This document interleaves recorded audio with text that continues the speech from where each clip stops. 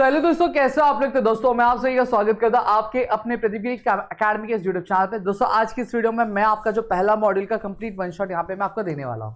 सबसे पहली चीज यहाँ पे आपको मैं बता दूं कि कम्युनिकेशन होता क्या है। कम्युनिकेशन बेसिकली एक ऐसा तरीका है जहां पे मैसेज क्या किया जाता है, सेंड किया जाता है और रिसीव किया जाता है। क्या किया जाता है? सेंड किया जाता है, एक रिसीव किया जाता है, एक प्रॉपर फीडबैक के साथ। इसी एक्टिविटी को हम लोग क्या बोलते हैं? कम्युनिकेशन बोलते हैं। वापस से रिपीट कर दूं, communication is the process of exchanging information, idea, thoughts और feelings between the individual or group using verbal or non-verbal means to achieve the mutual understanding। समझा? मतलब क्या बोला गया है कि जब कभी भी हम इंफॉर्मेशन क्या करते हैं, सेंड करते हैं या फिर रिसीव करते हैं। क्या करते हैं? सेंड करते हैं या फिर रिसीव करते हैं, एक प्रॉपर कम्युनिकेशन के साथ। इसी चीज को हम लोग क्या बोलते हैं? आपका कम्युनिकेशन क्या बोलते हैं। अब कम्युनिकेशन में अगर मैं बात करूं तो आपका देखो यहां पे अब बड़ा प्रोसेस ऑफ कम्युनिकेशन की अगर मैं बात करूं तो कम्युनिकेशन का प्रोसेस किस तरीके से रहता है, यहां पे मैं आपको इस डायग्राम के माध्यम से समझाता हूं। सबसे पहली चीज देखो, सेंडर होता है। सेंडर क्या करता है? सेंडर के दिमाग में एक आइडिया आता है। क्या आता है? सेंडर के दिमाग में एक आइडिया आता है जिसको हम लोग स्टिमुलस बोलते हैं। तो सेंडर क्या करता है? उस मैसेज को क्या करता है? आपका एक मीडियम चूज करता है। क्या करता है? एक मीडियम चूज करता है। जैसे वो मीडियम क्या हो सकता है? क्या वो व्हाट्सएप के थ्रू मैसेज भेजना चाहता है, इंस्टाग्राम के थ्रू मैसेज भेजना चाहता है, या फिर वो वहां पे खुद पर्सनली जाके मैसेज का शेयर करना चाहता है। ठीक है, मीडियम चूज करेगा। अब वो मैसेज क्या करता है? मैसेज आपके रिसीवर के पास जाता है। क्या आता है? रिसीवर के पास जाता है। रिसीवर के पास जाने के बाद अब रिसीवर क्या करता है? उस मैसेज को समझने की कोशिश करता है कि जो सेंडर है वो सेंडर ने मैसेज क्या बोला है, किस तरीके से बोला वो। अब जब वो एक बार उस मैसेज को डिकोड कर लेता है, समझ लेता है, समझ गया, अब वो क्या करता है? रिप्लाई करता है। उसी रिप्लाई को हम लोग क्या बोलते हैं? फीडबैक बोलते हैं। क्या बोलते हैं? फीडबैक। वो फीडबैक यहां से एनकोड होता है, फिर एनकोड होकर किसके पास जाता है? सेंडर के पास जाता है। फिर सेंडर उस चीज को समझता है, ठीक है, कि जो रिसीवर है वो रिसीवर कहना क्या चाहता था। ठीक है, फिर रिप्लाई समझकर फिर वापस से वो क्या करता है? मैसेज ट्रांसमिट करता है। तो ये होता है आपका क्या प्रोसेस आपके मैसेजिंग का।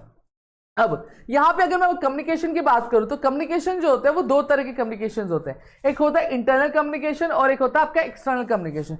जब मैं बात यहां पे इंटरनल कम्युनिकेशन की करता हूं तो इंटरनल कम्युनिकेशन क्या होता है? ये एक इस तरह की कम्युनिकेशन होती है या फिर एक इस तरह की इंफॉर्मेशन शेयरिंग होती है जो विद इन द ऑर्गेनाइजेशन होती है। उसी को हम लोग क्या बोलते हैं? आपका इंटरनल कम्युनिकेशन। जैसे हमारी इंस्टीट्यूशन है प्रदीप गिरी अकेडमी।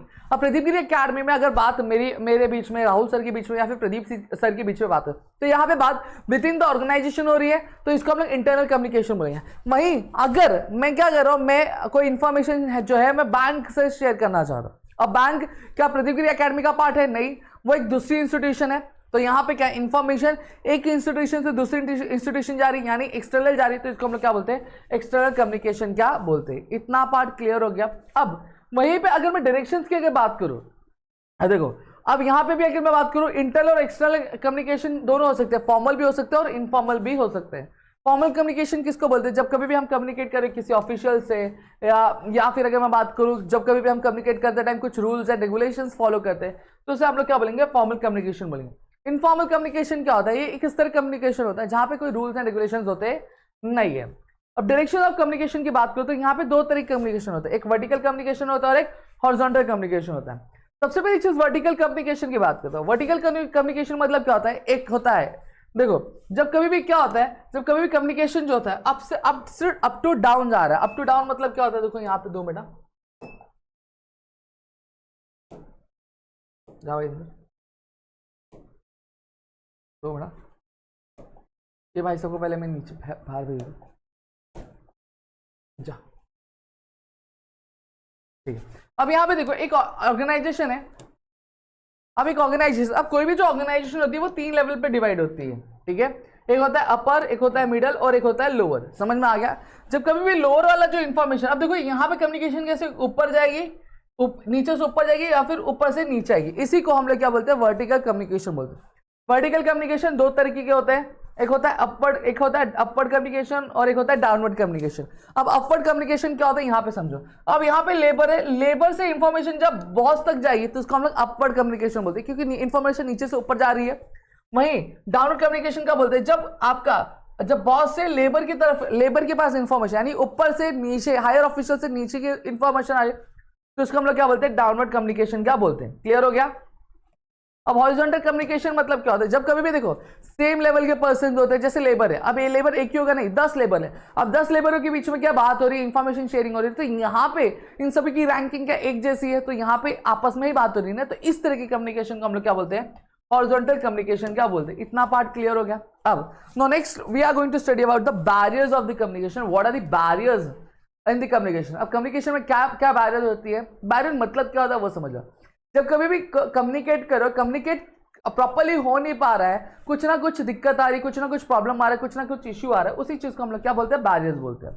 अब there might be several types of barrier. पहला आता है मैकेनिकल बैरियर। मैकेनिकल बैरियर मतलब क्या होता है, जब कभी भी कम्युनिकेशन नहीं हो पा रहा है, क्यों, क्योंकि डिवाइस में प्रॉब्लम है या फिर इंस्ट्रूमेंट में प्रॉब्लम है, तो इस तरह के बैरियर को हम लोग क्या बोलते हैं, मैकेनिकल बैरियर क्या बोलते हैं। फिजिकल बैरियर मतलब क्या होता है, जैसे आप बोल रहे हो, लेकिन बोल रहे हो तो आजू बाजू डीजे बज रहा है, तो आपका जो इन्फॉर्मेशन है वो सामने वाले इंसान तक पहुंच ही नहीं पा रहा है, तो इसको हम लोग क्या बोलेंगे, फिजिकल बैरियर बोलेंगे। फिर क्या आता है सिमेंटिक या फिर लिंग्विस्टिक बैरियर। लिंग्विस्टिक बैरियर मतलब क्या होता है, देखो मैं ठहरा हिंदी बोलने वाला, सामने वाला जो बंदा है वो साउथ इंडियन है, ठीक है, मैं क्या बोल रहा हूँ उसको समझ में नहीं आया, वो क्या बोल रहा है मुझे समझ में आया। रीजन क्या है, रीजन है आपका लिंग्विस्टिक, लैंग्वेज आपका रीजन है। फिर आता है साइकोलॉजिकल बैरियर। साइकोलॉजिकल बैरियर मतलब क्या होता है, देखो जब एक इंसान गुस्से में होता है या फिर इमोशनली बहुत ज्यादा डाउन होता है, तो वहां पे वो क्या करता है, उसको कितना भी समझा लो वो समझता है क्या, नहीं समझता है। सही बात है ना, जैसे कि इंसान गुस्से में उसका अच्छा भी बोले तो बुरा लगता है, तो आप जो बोलना चाहते हो उसको प्रॉपर्ली उस तक पहुंचाए, नहीं पहुंचाए, तो इस तरह की कम्युनिकेशन को हम लोग साइकोलॉजिकल बैरियर बोलेंगे। सोशल कल्चरल बैरियर मतलब क्या होता है, देखो सोशल कल्चरल बैरियर मतलब जैसे एक वर्ड है, एक वर्ड का, एक ही वर्ड का अलग अलग भाषा में अलग अलग क्या मतलब निकलता है। जैसे फॉर एग्जांपल आई, मराठीत आम्ही काय म्हणतो, आई, आई मतलब क्या होता है माँ, वही हिंदी में आप चलो आई मतलब कोई आ रहा है, ठीक है। वैसे जैसे आप गुजराती में अगर बोल रहे हो तो आपको एक पागल को एक शब्द है गांडो, ठीक है, गांडो मतलब क्या होता है कि सामने वाला पागल है। वहीं आप किसी और भाषा में दो तो वो उसको एज अलग as a bad word treat किया जाता है। तो जब कभी भी आप क्या करो, आप कोई वर्ड यूज करो बट आपके कल्चर में, आपके ट्रेडिशन में उसको अलग तरीके से बोला या फिर समझा जाता है, ठीक है, और उसकी वजह से प्रॉपर इंफॉर्मेशन शेयर नहीं है, पर इसको हम लोग क्या बोलेंगे, linguistic barrier, social cultural barrier क्या बोलेंगे। इतना पार्ट क्लियर है। तो यहां पे मैंने आपको क्या कर दिया, यहां पे मैंने आपको ये वाला पार्ट कवर कर दिया। अब बढ़ते हैं हमारे अगले पार्ट की तरफ, ठीक है, जो कि आपका लिसनिंग वाला पार्ट। अब चलो लिसनिंग वाले पार्ट पे भी कर देता हूं। अब एक्टिव लिसनिंग का मतलब क्या होता है, जब कभी भी कोई सामने वाला इंसान है, जब क्या बोल रहा है, कोई भी चीज बोल रहा है और उस चीज को हम बहुत ही ध्यान से, ध्यानपूर्वक सुनते हैं, उसी चीज को हम लोग क्या एक्टिव लिसनिंग क्या बोलते हैं। अब यहाँ पे 3 टाइप की लिसनिंग आते हैं। लिसनिंग फॉर डिटेल्स, जब कभी भी हम सामने वाले इंसान को सुन रहे हैं वो आप बहुत ही ज्यादा डिटेल में सुन रहे हैं, तो जहां पे उसके हर एक पॉइंट को हम लोग नोट करें उसको डिटेल बोलेंगे। लिसनिंग फॉर जिस्ट मतलब क्या होता है, जहां पे हम सिर्फ उसकी जो समरी होती है, अपर पॉइंट्स है उसने कहा क्या, उसके लिए सुनते हैं, उसको लिसनिंग फॉर जिस्ट बोलेंगे। लिसनिंग फॉर इंटरफेरेंस मतलब क्या होता है कि जब कभी भी हम क्या कर रहे हैं, हम सुन रहे हैं, ठीक है, ताकि हम उसके कहने का मतलब क्या, वो कहना क्या चाहता है, क्या डिलीवर करना चाहता है, ये समझने के लिए, तो उसको लिसनिंग फॉर इंटरफेरेंस क्या कहा जाता है।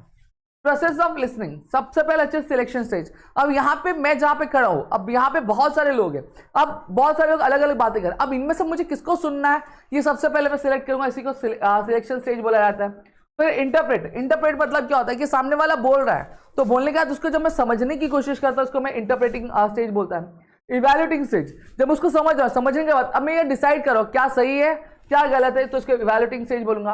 रिस्पॉन्डिंग स्टेज मतलब क्या, मैंने समझ लिया क्या सही है क्या गलत, जब उसको रिप्लाई दे रहा तो उसको रिस्पॉन्डिंग स्टेज बोलूंगा।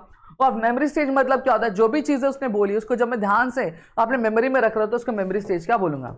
अब एडवांटेजेस ऑफ लिसनिंग क्या है देख लेते हैं यहाँ पे, ठीक है। अब जब कभी भी लिसनिंग स्किल अगर आपकी अच्छी है तो आपका रिलेशनशिप इंप्रूव होता है, ठीक है, सामने वाले के थॉट्स क्या है वो आपको क्लियरली समझ में आते हैं, ठीक है। अब जब हम अच्छी लिसनिंग करते हैं तो कभी भी गलत इंफॉर्मेशन या फिर गलत डिटेल्स शेयर नहीं होती है, ठीक है। हर एक इंसान फिर क्लियरली जो इन्फॉर्मेशन है समझता है, ठीक है। हम सुनते हैं इसलिए भी ताकि हमें इन्फॉर्मेशन प्रॉपर्ली मिल सके, प्रॉब्लम्स को सॉल्व कर सके और हमारे जो एक्सपीरियंसेस है वो दूसरों के साथ हम क्या कर सके, शेयर कर सके। समझ में आ गया। कैरेक्टरिस्टिक्स ऑफ लिसनिंग यहाँ पे दी गई है। लिसनिंग इंपॉर्टेंट है डेली लाइफ और वर्क में, ये हमें नॉलेज गेन करने में हेल्प करता है, हमारा रिलेशनशिप और कॉपरेशन इंप्रूव करने में हेल्प करता है, हमारी प्रॉब्लम्स और कॉन्फ्लिक्ट सॉल्व करने में हेल्प करता है, और ये कभी भी हमें इंटरप्रेट नहीं करता या और हमें ओपन माइंडेड क्या बनाता है, ठीक है। अब यहाँ पे टाइप्स ऑफ लिसनिंग दी है। सबसे पहली चीज यहाँ पे क्या आता है, इन्फॉर्मेटिव लिसनिंग। ये क्या होता है, जब कभी भी हम सुनते हैं क्या सामने वाले को प्रॉपर्ली समझने के लिए, तो उसको हम लोग क्या बोलते हैं, इन्फॉर्मेटिव लिसनिंग क्या बोलते हैं। अटेंटिव लिसनिंग मतलब क्या होता है, जहां पर हम सामने वाले इंसान को सुन रहे ताकि हम उसको क्या कर सके, केयरफुली जो भी चीज़ है वो कह रहा है उसको ध्यान में रख सके और आगे उसको डिलीवर कर सके, तो उसको अटेंटिव लिसनिंग बोलते हैं। अप्रिशिएटिव लिसनिंग मतलब क्या होता है, जब कभी भी हम सामने वाले को सुन रहे हैं क्या एक एंजॉयमेंट पर्पज के लिए, तो उसको अप्रिशिएटिव लिसनिंग बोलेंगे।